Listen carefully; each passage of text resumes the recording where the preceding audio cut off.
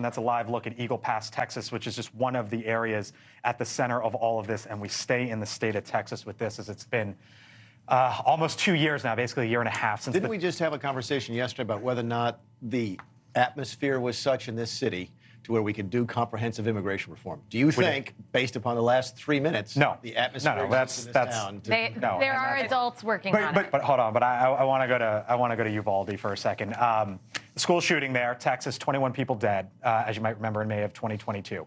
Questions remain about the police response. Now, a Justice Department investigation says there was a quote-unquote near total breakdown in policing protocols, including improper active shooter training, lack of leadership, and miscommunication. According to the Attorney General Merrick Garland, quote, it was the most significant failure, end quote, was the reluctance of officials to confront the killer during the first few minutes of the attack. Here was the Attorney General. Within minutes of arriving inside the school, officials on scene transitioned from treating the scene as an active shooter situation to treating the shooter as a barricaded subject. This was the most significant failure. The devastated parents who lost children in the attack also spoke today, expressing hopes that this helps to hold those responsible accountable. Do what wasn't done that day. Do right by the victims and survivors of Robb Elementary. Terminations, criminal prosecutions.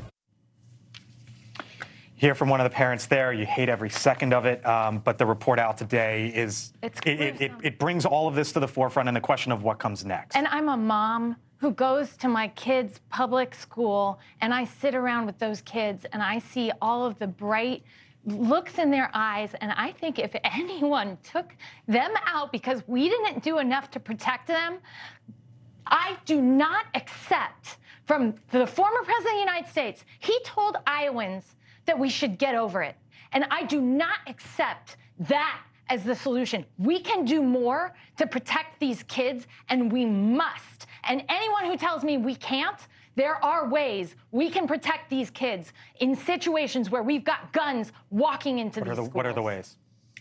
Well, we need to make sure that we've got a way that as soon the red flag laws, we've got to identify these people and track these people. Most of these situations, we know that this person has already been flagged by the school, by someone as having a vendetta, and they're going to come to the school, and too often we are not acting. Donna's right. In the majority of these situations, these are people who already had tactics or were flagged as problematic, either by counselors, instructors, somebody in the school, as well as people within their neighborhood who knew that they were problematic. There are also people who have said things on social media that would have alerted anyone that they are dangerous individuals. So the fact is they're leaving a paper trail and they're being ignored time and time again. There is something that is wrong with that within our school systems, in addition to the fact that they have access to these guns to begin with. That's a larger discussion about guns. It's not what the report was about. The report was about the response of the local officials, which is just tragic. This is a town of 15,000 people. This is a really, really small town. These are folks who never expected to have to deal with this. Everybody loses here. It's just miserable. Can you imagine? You imagine being the parent, and I get it. I can't, because they were arguing with law enforcement. They wanted to go in themselves. I get that. But I would. Try to put yourself, and I know this is going to sound strange, put yourself in the shoes of the law enforcement who was there. Why didn't they go in? But this is on their souls for the rest of their life. This is just a sad thing all the way Honestly, Vic, around. as it should be, because these are also individuals who were not trained in how to call people, to let them know, to receive that information from the parents. You're telling them the worst information they would ever hear in the history of their lives. And they'd had no training on how to do it. They were alerting people of children who were dead, who were not dead. What's the solution going their forward? Kids were alive that were not.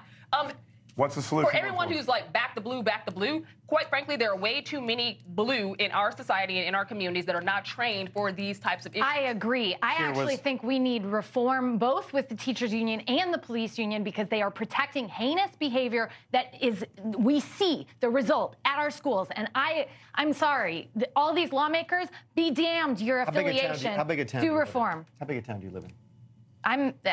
I'm in Los Angeles. You guys, I live in a town of 15,000 people, okay? And I'm just trying to imagine what this would have done to my community. It's just horrible. I get it. We can have it. I I was in elementary school when the Pearl High School shooting happened. It was one that set off the national conversation about gun reform in addition to school shootings. Right. That was in Pearl, Mississippi, a very, very small town. The police department did not respond in any way like they did in Uvalde. This is not a size issue as much as it is a training problem, an access problem, and individuals who should have never and did not have the capability to respond. Our Allie Bradley spoke to the former mayor of Uvalde earlier this afternoon. Watch.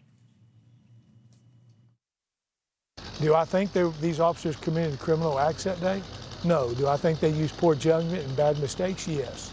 But I don't think any officer that was there that day went when there was a deal, well, I'm not going to do anything, that, made up his mind to do that.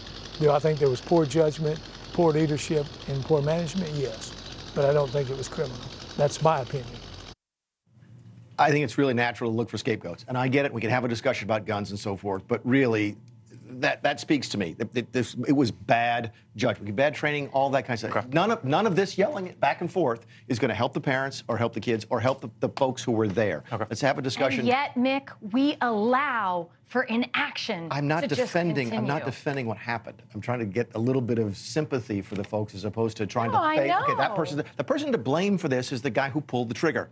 No doubt. That is. But there were parents But we haven't mentioned that in the last 5 minutes. There were parents begging to get into that school to protect their own parents who climbed you also have Parkland. You also have Parkland. You also have Parkland. My neck of the woods, you have Parkland. And yet, I still do not think we've actually solved that situation either. Instead, what happens is we have these shootings and we move on. And unfortunately, we need to come up with a way, training, whatever, that actually cuts down on the possibility of mass killings. Yes. Okay. Thank you for watching. And make sure you go to joinnn.com to find NewsNation on your television provider. And don't forget to click the red subscribe button below to get more of NewsNation's fact-driven, unbiased coverage.